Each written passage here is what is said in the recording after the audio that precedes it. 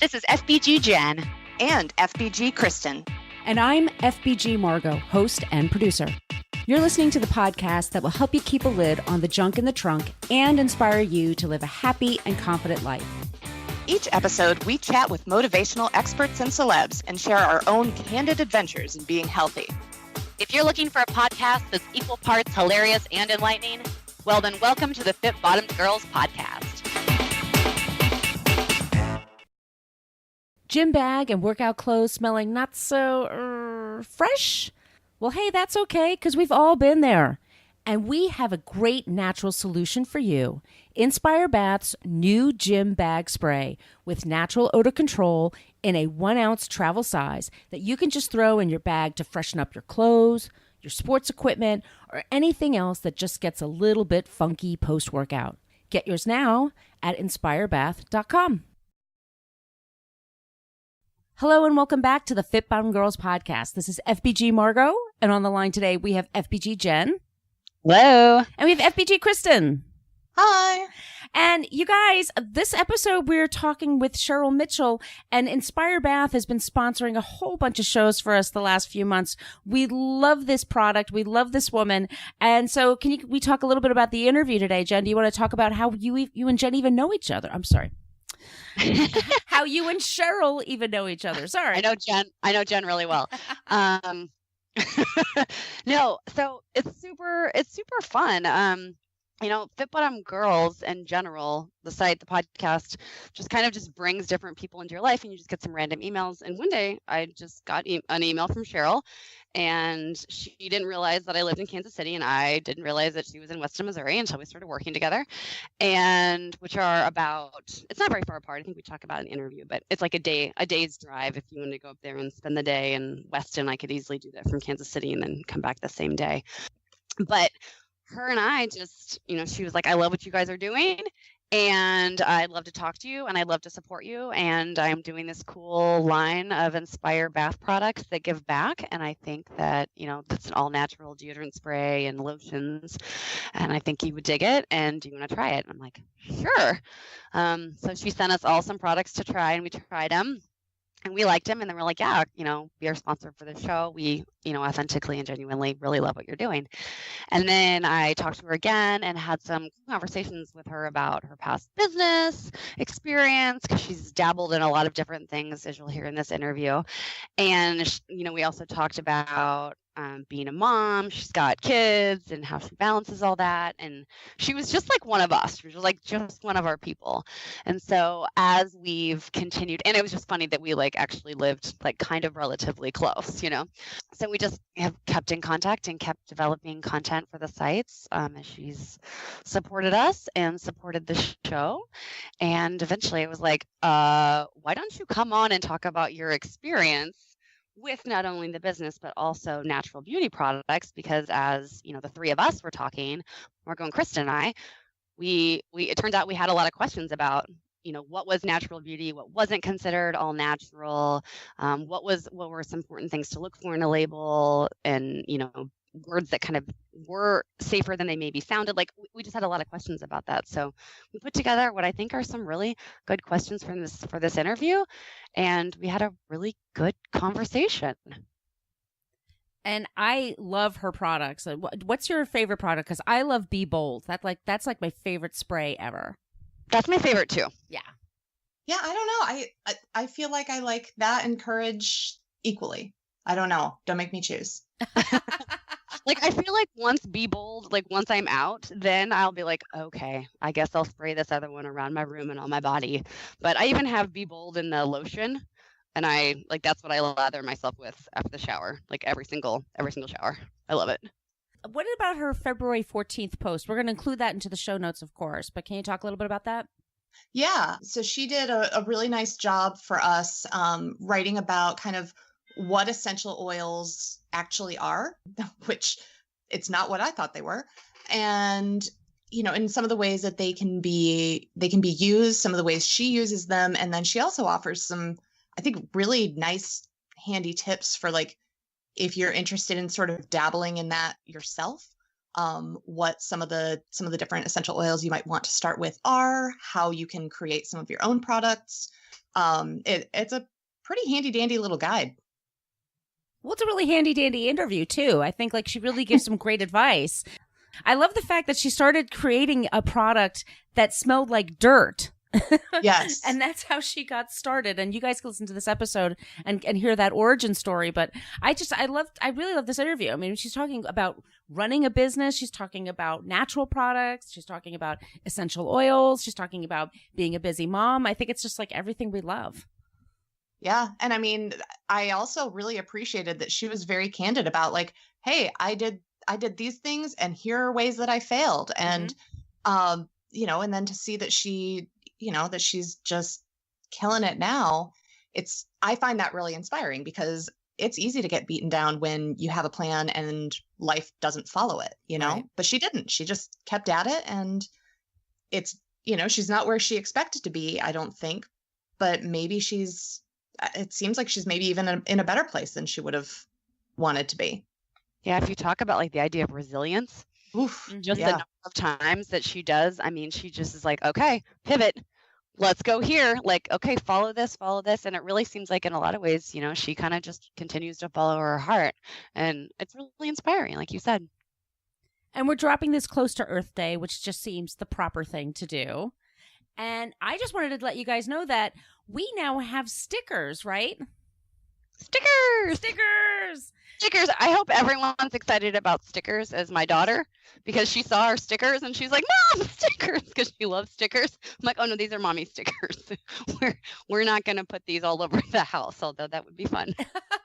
For you listeners out there, if you want some Fit Bottom Girls stickers, send us an email, podcast@fitbottomgirls.com, and we will drop them in the mail for you. Also, like us wherever you get your podcast. Be sure to subscribe, leave a few stars, leave a review if you have the time. If you leave a 5-star review in iTunes, we will read it on the air. Hit us up on social media. Everything's at Fit Bottom Girl.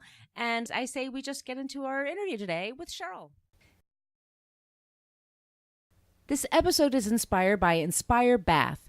Remember to keep your workout fresh and smelling great with Inspire Bath's new gym spray with natural odor control in a 1-ounce travel size that easily goes anywhere.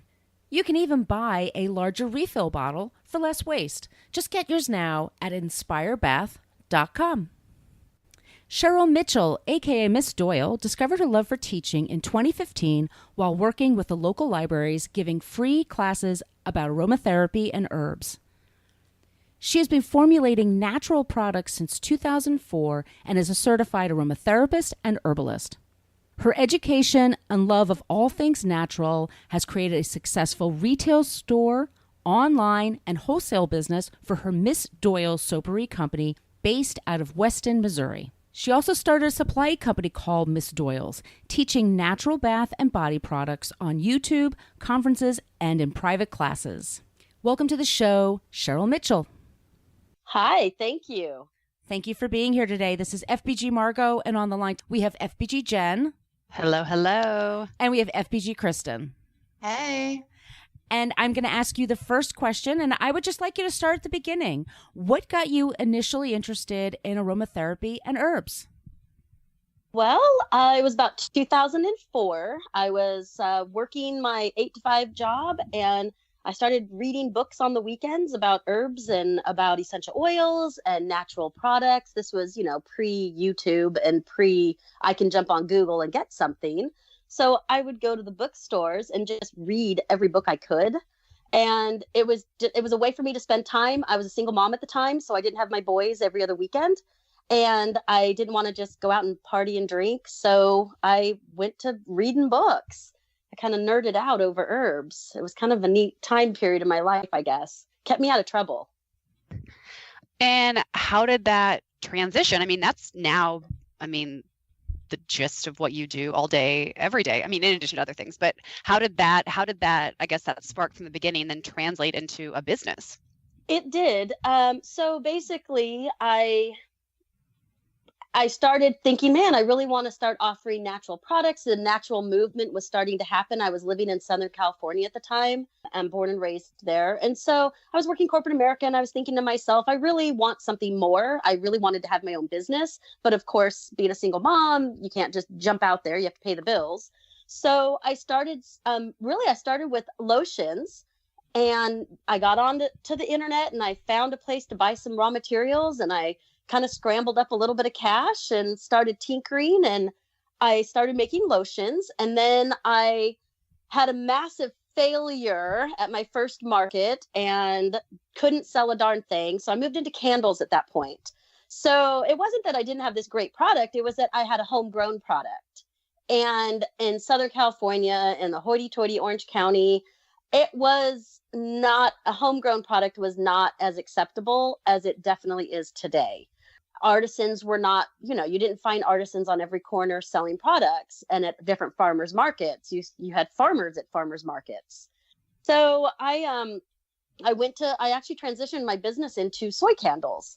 And I did that on the side for quite a few years before I got remarried in 2008, and we moved off Texas. And when we got to Texas, that was when I was able to incorporate my herbs and essential oils back into my daily life, and then two, into a business. And I was very fortunate. I had been laid off from two separate companies in California during the real estate boom and then bomb. And so when my remarriage, we decided to have another baby, and that allowed me to stay home, which was really nice. So I was very fortunate that my husband had a good job that was able to support us so I could have another baby. But then I was a 9-to-5er. I was a second job person, and staying home with all my kids was not really, truly what I wanted to do in my heart. I wanted to do more. So I reached out and I started a direct selling company called Lillian Candles in Texas in 2009, I guess it was.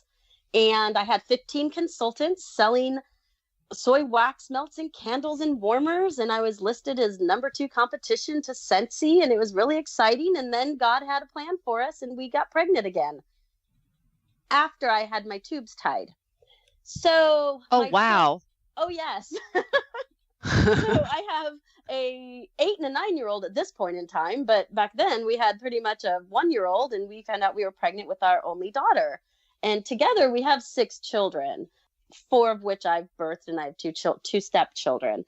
And so I loved being home with them, but I really wanted to have my own business. So, but when we had Emma, my daughter, I could not keep up with 2 children. My husband had to start traveling for work, and it was like being a single mom again. So needless to say, I had to close down Lillian Candles. But I think when some doors close, others open. I was so sad. I mean, ugly, crying over it. I was depressed. It was really a hard time, especially right after having back-to-back children. You don't realize how postpartum depression plays a role in the things that you do. And I think I probably prematurely closed that company also because of postpartum depression that I had. I had a really hard time with that. But it did open up other avenues for me. And I actually got back into making more of the bath and body realm. And I went back to school in 2011 for my aromatherapy certificates and also my herbalism certificates. So as much as, I was doing great as soy candles, it really was not me. I really enjoy the healing side of products and how can I help others. So I think when you have these life events happen to you, it opens up to new opportunities. And as much as I didn't think they were new, great opportunities back then, I look back and think, wow, I would not be where I'm at today if I didn't. Hindsight's 2020, right? That's exactly right. Like that was so miserable at the time, but you know what? That did actually kind of lead to some amazing things. If, I wish I'd kind of, I wish I'd known that at the time. Oh, absolutely. So I'm curious, there's so much talk about natural beauty products now. Like you said, when you started, like the artisan thing wasn't, big, but, now it really is. And there's a lot of natural beauty products made by smaller producers. Big companies are getting more into it. What do you consider, I guess, natural beauty to be? And then what do you recommend people look for when they're choosing a product? Okay, so my take on natural beauty is There's chemicals in everything, even in essential oils. Everything is technically a chemical. So I don't ever really look for chemical-free products. I look for synthetic-free products. So the difference between that is there's natural chemicals and there's synthetic chemicals. Natural beauty and bath and body products are going to be from plant-derived. They're usually listed as vegan or vegetarian. I don't particularly care to use animal fats. Most natural makers do not. There are some. I mean, don't get me wrong, my family's hunters, and so we've made deer fat and bear fat soaps, and not my forte, not my fun. I'm more of a gatherer. So I like to produce things with vegetable products. So your coconut oils, olive oils, sunflower. There's so many different oils and products out there that are now synthetically made from vegetable byproduct, which is great. So I like to stay away from the parabens, things that are in your cancer causing, your mineral oils, things like that, as for natural. So when I'm looking at, as a maker, I also don't like products that have more than 6 ingredients in them. I really take a simplicity approach when I make products, or even when I'm just making things at home for us or to sell. My cutoff is 8 ingredients. I won't go more than that. So if I pick up and go to a grocery store and look at a product and it has 15 to 20 different ingredients in it, that's too many. I don't understand everything. I have to get my phone or my dictionary out just to understand what is in this bottle. So when it comes to natural products, I like to keep them simple, and I like to look at other makers too. I don't get me wrong, as much as I make and sell a lot of bath and body products, I buy a lot of other makers because I love what other people come up with. So yeah, that's one of the things that I look for is really I keep it in that 6 to 8 ingredient realm. And I also look to see if they have the equivalent, not only the scientific name of the ingredient, but the common name. That way I understand what I'm looking at on a product. So what are some symptoms that someone might notice if they're using a product that is not quite right for them? And I mean, it's probably important to note that it's possible for a natural product to cause a reaction of some sort as well. So are there things that, if you're using something that maybe isn't entirely natural and you're having some sort of a reaction, is there a way for you to tell whether it's the fact that it's like not a natural product or just that you're allergic to something that's in it? A lot of times, a lot of the over-the-counter, your Walmarts, your CVS, things like that, lotions and products that you're going to find on the shelf carry a lot of alcohol in them. And they do that so that it absorbs quickly and it doesn't leave you greasy, but it will irritate your skin over time. So you have to be really careful with some of the ingredients. I have people that are sensitive to alcohols, but at the same time, I have a little girl that can't use anything with sunflower oil in it. So that would then become one of your allergy type driven products. So I always make sure that, we carry a different realm of products that don't have aloe or don't have coconut oil or don't have this, so that we can cater to different people that do carry natural allergies also. But as for over the counter and when you get into grocery stores, that's where that 15 plus ingredient listing comes in. Most of those products have a lot of alcohols in them and a lot of irritants that are synthetic. But then, there's also great products out there on the shelf that are all natural, or as I call them, naturally based is really the best way, because you don't want a completely natural product that doesn't have a form of a preservative in it. And preservatives, as much as they are vegetable derived, they're still considered a synthetic, but they keep all the grubbies out of your products. You don't get the mold. You're not slathering a bunch of nasties all over your skin. And so as much as I love the products that say they're all natural, buyer beware on that, because more than likely they're not. The beauty of the FDA is that they do like to see preservatives in all the different products. I use a vegetable-based one in my products, and it's used at less than 1%. But I also know that my product can sit on your shelf for about a year before it starts to go rancid or it gets yuckies in it. What are the biggest lessons you've learned by starting your own business? Well, no, I wrote a whole book on that. No, I'm just kidding. The things that I've learned about starting my own business is, again, 2020 hindsight, I wish I would have known what I know today. And I'm still learning. I learn daily from other makers, other businesses, but really slow your roll before you jump in. I wish I would have taken the time to plan better my first round. I have 3 failed companies total, and one of them was in the hunting industry, and I wish I would have walked away way sooner than we did. That was a massive money tank, and I regret some things. But on the plus side, I've learned to say no to people. That's new for me. I've had a hard time in the last 16 years saying no to people because I'm a woman. I can do it all. I know I can. Well, no, I can't. I mean, as Jennifer can attest, Jen, I am not the greatest with returning emails. And the one thing that my 2019 will bring me is an assistant. Ooh. I've learned to get help when needed. So when starting your business, you may not be able to afford a lot of those things.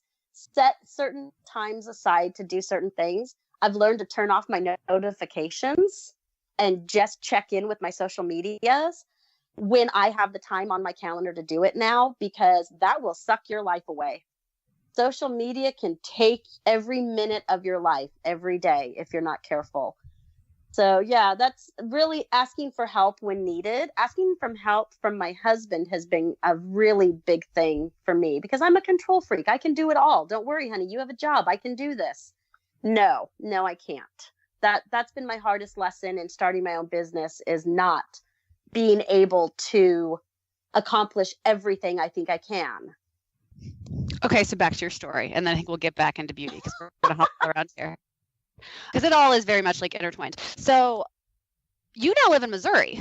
I do. So how'd you go from Texas to Missouri, and then what do you do in Weston? Tell us about that. Okay, well, I grew up in Southern California. I married a Texan. His job brought us to Texas for about 6 years. And then right after we got there, he started traveling for about 7 years now, but he was all over the US. And so he would take our travel trailer, live contract. He worked different contracts all around for the power companies. And I was in Texas by myself with all these children and my business and living life and saying yes to everybody. And it got really hard. And so I met some folks up here in Missouri, in Savannah area, which is outside of St. Joseph. So we're in you're outside north of Kansas City. Nobody knows where any of those towns are. So, but Kansas City, everyone knows. So I kind of spit on a map in an essence, just kind of poked my finger out and said, hey, you're working up here, honey. And I am tired of driving 20 hours to come see you everywhere with the kids, and owning my own business, luckily enough, allotted me to be able to travel for those 6 years that we had a house. We owned a house in Texas. We didn't really live in Texas, but we probably traveled into about 34 states in 6 years. And I toted my business with me. I did social media. I did online. I did what I could. The kids and I got to do different things. We'd pack up the dog and off we'd go. And then finally I told my husband I wanted to open a retail store. I've always wanted a retail store, and I want it to be just my products. I want to make all the products for it. I want that cute little Practical Magic shop on the corner there where people come in and ask different products and, that type of thing. And so we sold our house in Texas and bought a building built in 1894 in Savannah, Missouri. And that was the biggest money pit of my life. I love old buildings and I'm a sucker for them, but my husband has to tell me, no, now I don't get to buy old buildings anymore, because that was a nightmare. I loved my store, but it just wasn't quite bringing in the income. The money we had to put out to keep the building just from falling in on itself was more than my little store was bringing in. And I moved into a town where I knew nobody. I knew 2 people that lived outside of town that were friends. That was it. And I created a business up there. I got out in the community. I volunteered at the library. I put on presentations and taught about essential oils and herbs. I was constantly in the community doing different things.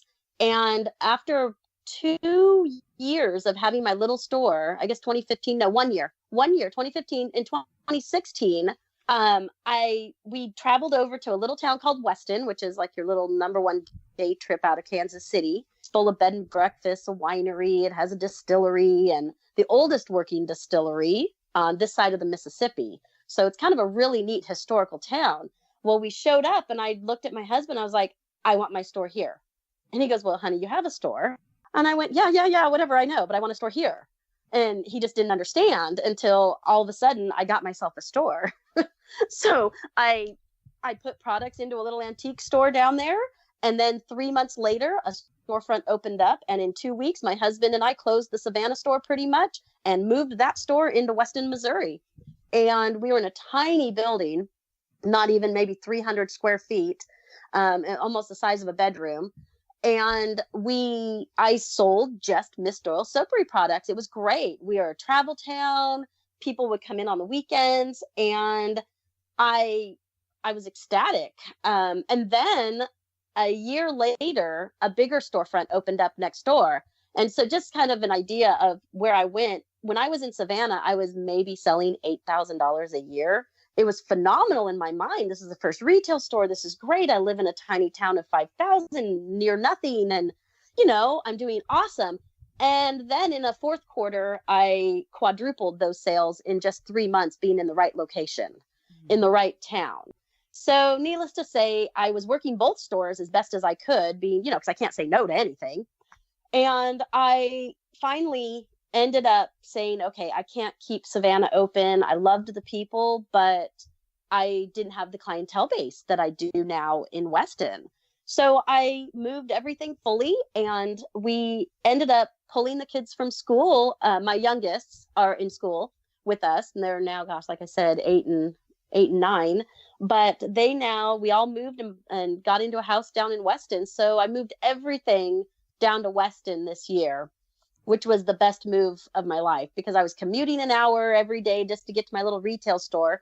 Well, when you commute down to a store for an hour, put your kids up in daycare, and don't make a sale because it's a Wednesday and, well, there's no tourists in your town, it's kind of hard. So we moved to Weston, and now I have a huge, about 1,000 square foot store, and we cater to essential oils and natural healing style products, herbal based products, everything's that naturally based realm. And we also carry an amazing deodorant line and a handmade soap line that both have a really great give back program to them.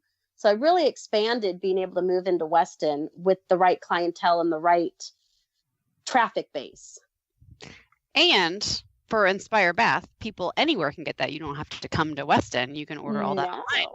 Yeah. No, I know. I'm excited about that. Inspire Bath was kind of a brainchild for me. It's a one-of-a-kind deodorant spray that I invented. So, I mean, I wish I could put a patent on it, but unfortunately I can't. But I did write a book about how to make them. And it started out as a hunting cover scent when we had our hunting company. And it was a dirt-scented spray that controlled odor. And guys and gals would spray it all over their clothes and body. And then they would come back and tell me that, I didn't have to respray for like 8 to 12 hours. Can you put this in something that smells something other than dirt?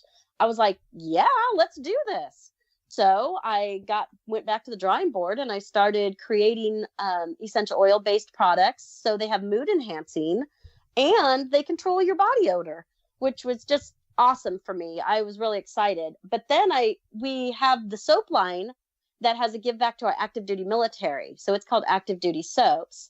We donate a bar of soap for everyone that's purchased. And I'm like, this is really great, but I really wanted something that was more women driven, empowering. I work with so many young girls that they don't have the confidence. They don't have the motivation. They're not quite sure how to really be bold, or they really don't have the courage to get out there and get out and do the things that they really want to do. So I decided I would come up with a line called Inspire Bath and Body. And it is a deodorant spray, but also a deodorant lotion. And we have other products getting ready to come out in a new look. I'm kind of excited about this in February. But for every product that's purchased, we donate a body spray, deodorant spray, to women in homeless or interim shelters. So we donated our first 100 sprays. This is a newer program for us, but we donated our first 100 sprays back in November to the St. Joseph, Missouri. Well, they have a full women's shelter with over 300 women in it, and they have to work for these products. So they work in the shelter. There's a daycare, there's all kinds of stuff. And they then earn YWCA money to go buy these products. So I thought, what a great way to empower other women by not only using essential oils that have courage behind them and motivation and they're uplifting, but also to name those products that way. So that maybe you need a little shot of motivation. You know what? I'm going to use it in my deodorant today. Speaking of the scents, you mentioned that you have them in there kind of, mood boosting or mood enhancing. And I'm curious, when it comes to aromatherapy, how important is it to like a scent, And I mean, if you like it and it makes you feel happy, does that mean that it has like a mood boosting quality to it? Or is it just your interpretation of it? Because that's something that's always been really interesting to me. I smell one candle or, one body spray, and I have a completely different reaction to it than a friend might. But I know that certain scents are known to have certain properties. You are correct about that. Yeah, some essential oils do very specifically have, say, sweet orange. Orange can be very calming, but yet it has a happy, cheerful type feeling to it. But you might like lemon better. And lemon doesn't quite have those same attributes, but it does for you. So it's very subjective. Scent is very subjective. I mean, perfumes. We tried, when developing this line, I actually took 3 of my best-selling aromatherapy blends, and they have different names in my store. And you have no idea walking in. You spray one scent, and it's the same exact scent, but with a different name. Your mind puts it to a different place. It's kind of funny that way. But I took those 3 best scents, and then I did take 1 fragrance oil because it just smells amazing. And that's our Be Bold. But that scent alone, I have men that buy that scent too. It just has an empowerment feeling behind it. And it has just a great feeling. And that one's a fragrance oil. So scent in general, it can have an impact in your life. I mean, gosh, it can have a negative impact. It can have a positive impact. Scent that's the strongest sense that our body has. And that's one of the first things. Even before we open our eyes, we smell something. You smell the coffee making in the morning before you wake up. Okay, I don't drink coffee. My husband does, but I know I like that scent, and I know it's time to start getting up and getting ready. So scent can drive certain things in your life. And I think when you incorporate them with a saying or a mantra, you definitely can build upon those scents. Patchouli is one for me. I am not a fan of patchouli, but blended right, I can handle it. But there's other people that they live and die by patchouli, and that's their happy scent. So that is absolutely a truth. Scent is so subjective to each and every one.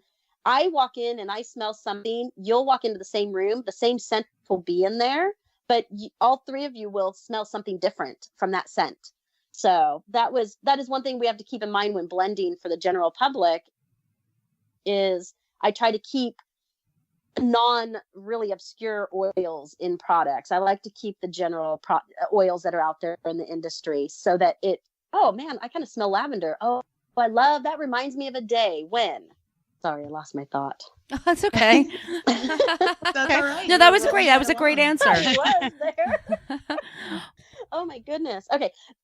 But it'll just remind you of when you do different things. It'll remind you of a different time in your life. It can help you build a new memory.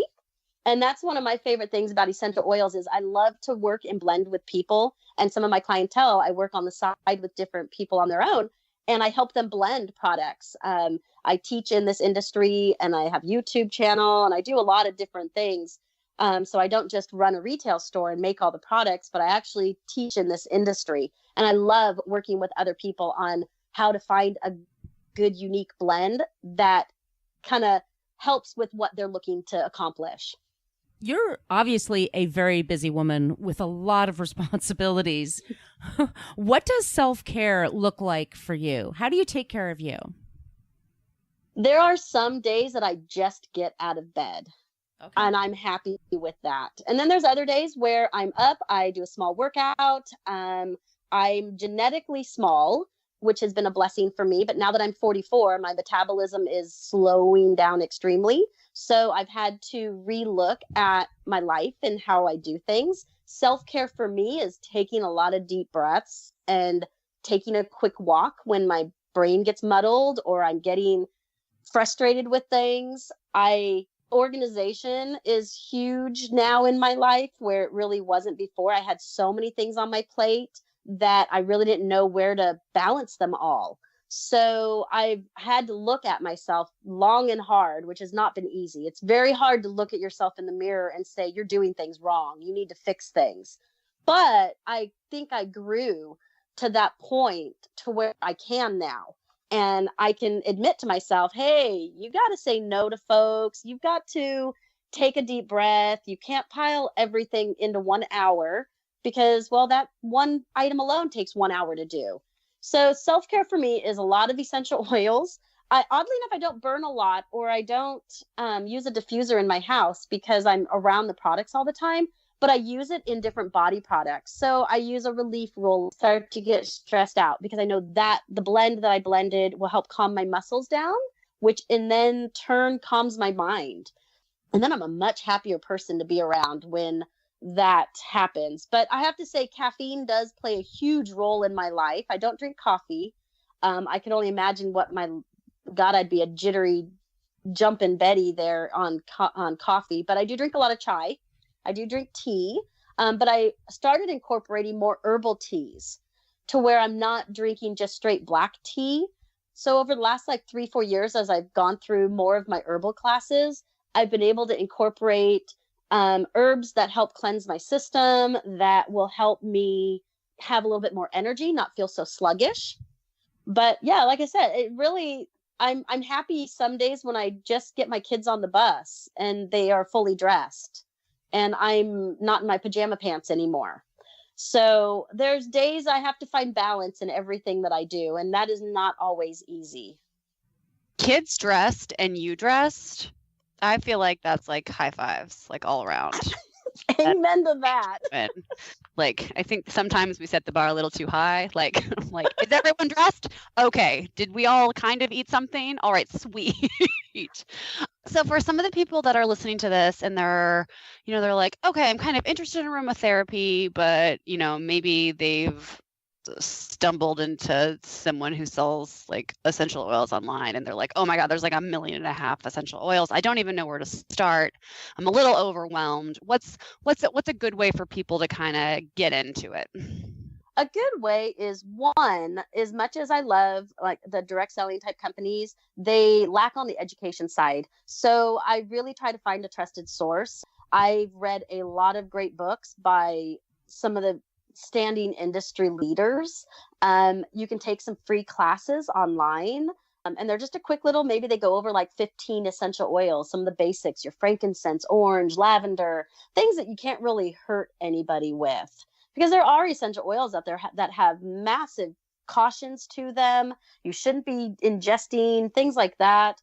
So I try to find, when I first start working with people and teaching them on how to blend and how to work on a personal level in their home, I either try to say, hey, find a trusted company that offers pre-blends that are already in product. If you really don't want to buy this $40 little teeny tiny bottle of essential oil and you use too many drops, I say, hey, you know what? Start out with an aromatherapy spray. It's a diffuser on the go. You can spray it as you go, as you need it. Keep it at your desk. You don't have to sit next to a diffuser. You don't have to have all, essential oil paraphernalia, as you would call it.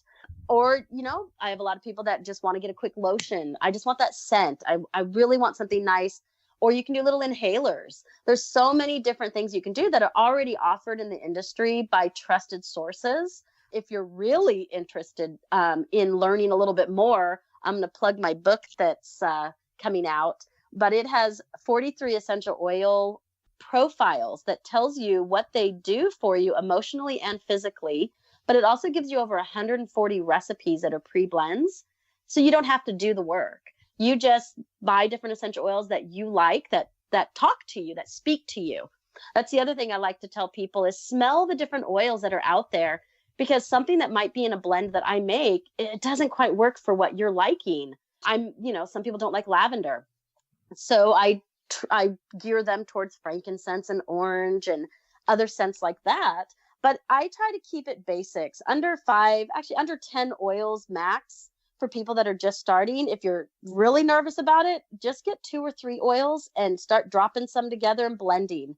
Biggest thing I've learned about blending essential oils is it will never smell the same 2 to 3 days later. So when you go to blend something for even a body product, you put the drops together on a little dropper paper, let it sit for 2-3 days, come back to it, and then that'll give you more of a settled scent. Same thing with diffuser blends. So everything that I blend that's on my shelf has sat for at least a week or 2 before it gets into a product, because I want to make sure that it doesn't get all wonky because of different chemical attributes in the essential oils. But yeah, I'm excited about a new book that I have, and it's really for the general public to learn about essential oils without getting overwhelmed. It also has natural cleaning product recipes in it, so you can transition from some of those chemicals that you use in your bathroom, in your kitchen, and move towards essential oils that have antimicrobial properties, antiviral. We've really kept the flu out of our house by being able to use different sprays and diffuse. I don't overload it. We only diffuse for about 20 minutes in a day. You don't need to. You just waste your oils if you're diffusing for 12 hours. So there's a lot of different things that you can do. But my biggest advice is try not to get overwhelmed by all the people saying, oh, you have to buy all these $100 oils. There are great suppliers out there that offer 100% pure essential oils that are not super expensive. The industry is shifting, which is great, but just buyer beware on like Amazon or in Walmart. If it's a $5 essential oil, more than likely it has been cut with something, because essential oils are a pure essence from the plant, and it takes approximately 1 pound of plant to make 1 drop of essential oil. So keep that in mind when you're using products too. It's all in moderation, and very little goes a very long way. I feel like there were so many good tips in there. Probably too many. You get me going. No, but I'm like, wow. I'm like, yeah, I run my diffuser for way longer than that. Good to know. Cool. Yeah. So for people, because there is so much good information, you have so much more information in your brain and in all of your channels. So tell us where we can find your book, where we can find you on social, and just where people can connect with you after this interview. So I have a YouTube channel, Miss Doyle's Soapery. So Inspire Bath is a product line underneath my umbrella company, which is me. I've branded Miss Doyle. Cheryl Mitchell is Miss Doyle. So you can find me on YouTube as Miss Doyle's Soapery. You can find me on all the different social medias. I have Instagram, Facebook. I do recipes on those both. And it's, again, Miss Doyle's Soapery. There's also, I have an Instagram called Miss Doyle's. And that started as a personal, and then when you get into the teaching realm, there's nothing that stays personal. So it became a public page, and I really just post public information on it. So you'll get recipes on that also. But I am also selling on Amazon. You can check out my websites in my store in Weston if you happen to be outside of Kansas City and wanting to come to a cute bed and breakfast and do some shopping for a weekend. But my book is launching on Amazon, and it's called So Many Recipes, Too Little Time. And really, it has a lesson in it too. It has my whole backstory, and you guys got like the mini version of the story of Cheryl Mitchell and Miss Doyle today. And that has my full story and just how I kind of leaped over so many boundaries that were put in front of me, and I still managed to have a very successful business. I have a retail store. We sell wholesale. I do private label lines for people. So you might be using my product and you won't even know it. But you can find the books on Amazon. And if you're interested in learning how to make aromatherapy sprays and also make the deodorant sprays for your own personal use. I have a book called Miss Doyle's Spray Book, and that is currently on Amazon and now on Kindle, which I'm excited about. We got that up on Kindle yesterday, actually, because we're now selling in Switzerland, Malaysia, Australia, and Canada. So we've been able to branch out and get global in the course of like 3 months, which has been amazing. But yeah, we have a lot of different ways to find us. So congrats. That's so awesome. That's amazing. Thank you. So I guess we have just one more question for you if you're ready. Mm-hmm. I'm ready. All right, here we go. What was the last song you listened to before you did this podcast interview? Do I really have to admit this? Oh, yes. Oh, the more embarrassing, the better. We get some really good ones on here. It was John Denver, Country Roads. I like that song.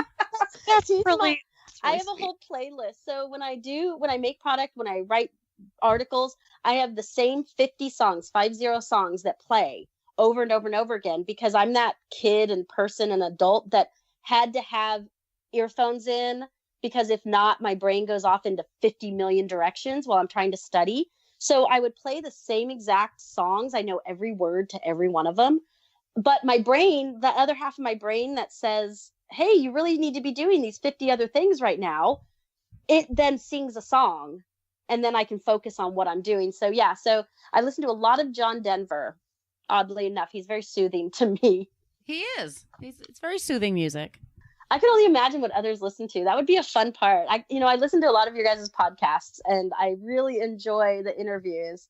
And I'm going to have to now pay more attention to that tidbit at the end here. Got to listen to the very, very, very end. Yeah.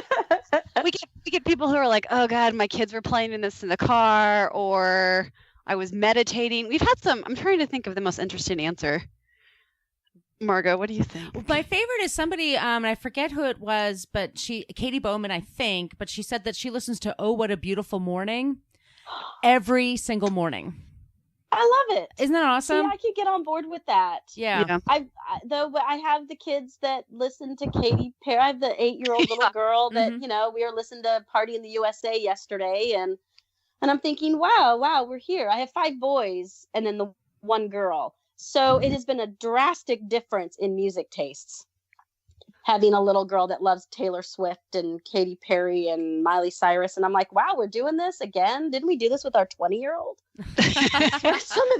My almost 4-year-old, yeah, she loves Taylor Swift, but she also loves Ghostbusters.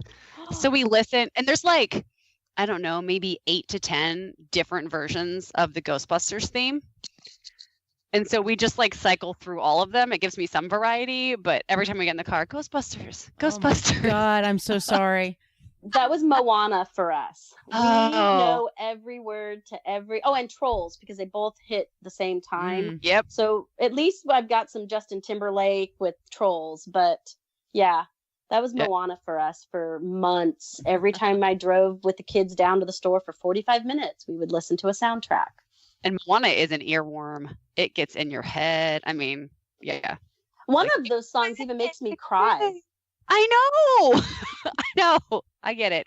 That whole movie makes me kind of emotional. Well, I'm glad I'm not alone on that. No, of course not. And thank you so much for being on the show.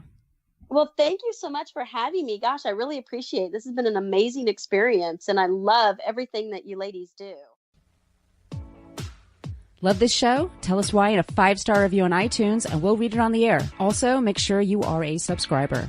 If you want to reach out to say hi or have a question about a recent episode, yay, well, feel free to email us at podcast@fitbottomgirls.com. And if this podcast jives perfectly with your brand, consider sponsoring the show. Get more info by emailing advertising@fitbottomgirls.com. Find all kinds of Fit Bottom goodness online and on social media at Fit Bottom Girls, Fit Bottom Mamas, Fit Bottom Eats, and Fit Bottom Zen. And if books and movies are your thing, check out the other podcast I co-host called Book versus Movie, which you can find anywhere where you search for podcasts. Thanks for listening.